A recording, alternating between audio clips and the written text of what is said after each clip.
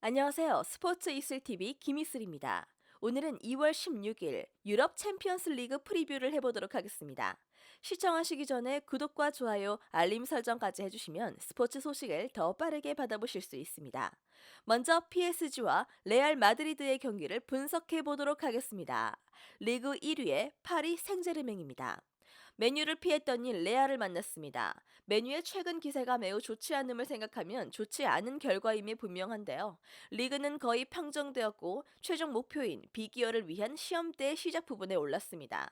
일단 홈에서 산뜻하게 시작해야 2차전을 쉽게 가져올 수 있죠. 라모스는 출전이 의심스럽다는 소식입니다. 그러나 상대의 주포 벤제마의 부상 여파가 제법 있을 가능성이 높다는 것은 호재인데요. 측면에서도 비니시우스를 하키미가 밀착 마크할 것이며 전체적으로 레알 마드리드의 화력이 최근 떨어져 있다는 것을 생각해보면 불안 요소는 많이 없는 상태입니다. 시즌 내내 불안했던 킴펜베도 최근 2경기 연속 실책 없이 안정적이었다는 것을 감안하면 실점 가능성은 떨어져 보입니다. 결정자는요, 에레라, 네이마르, 라모스 선수가 결정할 것으로 보입니다. 다음 리그 1위의 레알 마드리드입니다. 원래라면 벤피카와 만나야 하는데 기술적 문제로 재추첨 결과 파리 생제르맹과 만나게 되었습니다. 최근 득점력 저하로 인한 성적 저하가 눈에 띄는 상황에서 전력으로 나올 파리 생제르맹을 원정에서 만나기에는 부담스럽죠. 수비진에서는 맨디의 결장이 눈에 띄는데요.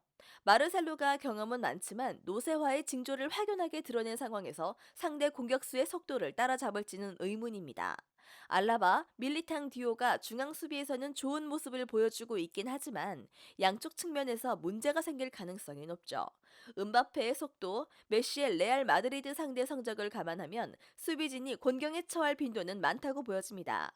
결정자는요, 벤제마, 맨디 선수가 결정할 것으로 보입니다. 파리 생제르맹이 1차전을 가져올 가능성이 높습니다. 벤자마의 컨디션을 확신할 수 없다는 것이 문제이고요. 측면에서 은바페가 스피드를 마음껏 보여줄 판이 마련되었는데 다만 중원과 수비에서는 서로 비슷한 모습을 보여주고 있으므로 스코어는 근소하게 차이가 날 것입니다. 레알 마드리드의 화력 저하와 안정된 수비력을 신뢰한다면 스코어는 2.5 언더가 나올 것으로 보입니다. 다음은 스포르팅과 맨시티의 경기를 분석해 보도록 하겠습니다. 리그 2위의 스포르팅입니다. 최근 5경기 연속으로 지지 않고 있습니다. 챔스에서는 3승 3패로 도르트문트와 승자승 원칙까지 따진 끝에 극적으로 16강에 진출했는데요.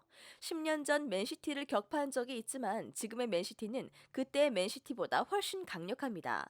홈이지만 패배 가능성이 높고요. 홈에서 다득점을 성공한 경기는 있었지만 베식타스와 도르트문트를 상대로 한 것이고 상대의 레드카드 이슈가 있었다는 데서 큰 신뢰를 하기 어렵습니다. 그래도 파울리뉴의 성적이 좋은데다 사라비아의 컨디션도 매우 좋고요. 다만 상대 왼쪽 공백이 있을 상황에서 곤칼베스의 이탈은 치명적입니다. 한 골 정도가 한계점이라고 봅니다. 결정자는요, 곤칼베스 선수가 결정할 것으로 보입니다. 다음 리그 1위의 맨시티입니다.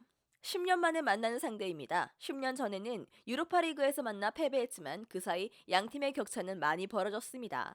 6경기 연속으로 원정에서 패배가 없는 상황에서 이 경기에서도 승리를 가져와 2차전을 유리하게 가져올 것이 유력한데요. 최전방 고민을 클 것입니다. 제수스가 이탈할 것이 확실한 상황에서 언론에서는 베르나르도 실바가 제로톱 형태로 포진할 것으로 예상하고 있는 상태고요. 그렇다면 측면의 마레즈, 스털링의 발끝에서 뭔가 터져 나올 가능성이 있습니다. 과르디올라 감독도 스털링이 매우 중요한 자원이라고 언급한 것으로 보아 양 측면 선수들을 극대화하는 전술이 유력합니다. 다만 불이해전을 제외하면 원정 2경기 1득점에 그친 것으로 보아 많은 득점을 기대하기는 어렵겠습니다. 챔스에서의 실점률은 부담스러운 수준인데요. 조별 리그전 경기 실점하며 6경기 10실점으로 기록했고 라이프치히전 워커의 퇴장으로 오른쪽을 칸셀로가 맡을 것이 유력하겠습니다. 다만 마땅한 왼쪽 수비수가 없는 상황에서 칸셀로를 오른쪽으로 기용하면 왼쪽 빌드업이 막막해질 것이 유력한데요. 오른쪽만 가지고도 득점에는 성공할 가능성이 높지만 원활한 빌드업에서는 차질이 있을 수도 있습니다. 일단 라포르트가 땜빵을 맡을 것이 유력해 보이고요. 조별리그의 페이스를 감안해보면 1실점 정도 허용은 이상한 일이 아니겠습니다. 결정자는요, 제소스, 맨디, 그릴리쉬, 워커 선수가 결정할 것으로 보입니다. 맨시티가 경기를 가져올 것이 유력하겠습니다. 하지만 제법 고전할 가능성이 높은데요. 최종 스코어 차이는 적을 것이고요. 맨시티의 챔스 실점률이 심각한 수준이었고 워커의 직전 경기 퇴장으로 인한 왼쪽 공략 루트 화력 감소, 톱 자원의 부재 등으로 인해 맨시티가 전력이 온전한 상태가 아닙니다. 양팀 모두 득점 기회가 열려있는 경기로 2.5 오버 스코어는 충족시킬 수 있습니다. 맨시티 승, 오버가 주력이 될 것입니다. 마지막으로 맨유와 브라이턴의 경기를 분석해 보도록 하겠습니다. 리그 5위의 맨유입니다. 무패 행진을 달리고 있지만 성에 차지 않는 성적입니다. 하위권 세 팀과의 3연전에서 한 번도 이기지 못하며 챔스 경쟁에 적신호가 커졌는데요. 브라이튼도 인터뷰에서 굉장한 자신감을 얻은 만큼 이 페이스대로라면 쉬운 경기를 장담할 수 없습니다. 중원에서 밀릴 가능성이 높고요. 브라이튼이 토트넘을 상대로 점유율을 높게 가져갔던 만큼 중원에 힘을 많이 실었죠. 포그바는 복귀할 수 있으리라 보이지만 프레드 마티치가 빠지는 등 삼선 조합에 대한 고민은 유효한 상태입니다. 홈에서 오히려 브라이튼에게 주도권을 빼앗기는 양상도 나올 수 있으며 맥과이어가 불안한 모습을 보여주는 현재 상황상 1실점 정도 가능한 상황으로 보입니다. 결정자는요. 카바니, 바이, 프레드, 그린우드, 마티치 총 선수가 결정할 것으로 보입니다. 다음 리그 9위의 브라이튼입니다. 이름값에서 밀리지만 자신감은 넘치는 상태죠. 벨트만도 맨유와의 경기에서 좋은 경기를 가질 것이라며 자신감을 드러낸 바 있습니다. 첼시, 레스터를 상대로 리그에서 비겼으며 맨유와도 한 경기를 덜 치른 상태에서 승점 7점 차이밖에 나지 않습니다. 선전할 가능성은 충분하고요. 중원에서 점유율을 유지하는 데 능합니다. 1대3으로 패하기는 했지만 토트넘을 상대로 50%가 넘는 점유율을 확보했고 레스터와의 경기도 마찬가지였습니다. 중원 조합에 애를 먹고 있는 맨유를 상대로 원정이지만 경기를 주도하는 양상도 나올 수 있겠고요. 다만 왓포드와의 경기를 제외하면 최근 5경기에서 모두 실점을 기록했다는 점에서 무실점 가능성은 낮게 봅니다. 한두 골 정도의 실점을 기준으로 잡으면 좋겠습니다. 결정자는요. 음에프, 사미엔토, 카이세도 선수가 결정할 것으로 보입니다. 메뉴가 상대 전적은 압도하고 있으나 마지막 경기가 2020년이라 큰 의미는 두지 않는 것이 좋겠습니다. 최근 분위기를 고려하면 무승부가 가장 확률이 높고요.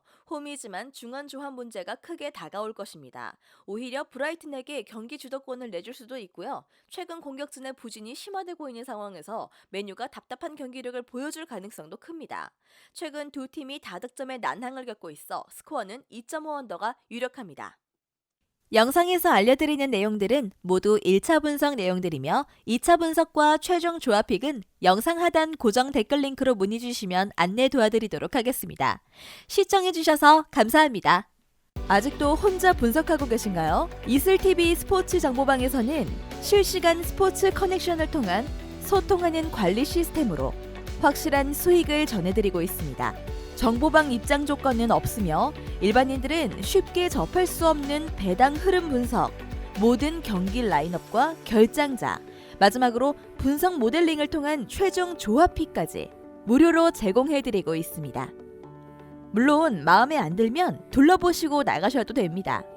혼자 하면 단기간으로 수익을 볼 수도 있겠지만 함께 하면 장기간으로 꾸준한 수익이 가능합니다. 정보방 무료 참여하시고 꾸준한 수익을 원하시는 분들은 영상 고정 댓글 링크로 문의 주시면 안내 도와드리겠습니다. 늦지 않았습니다. 함께 합시다.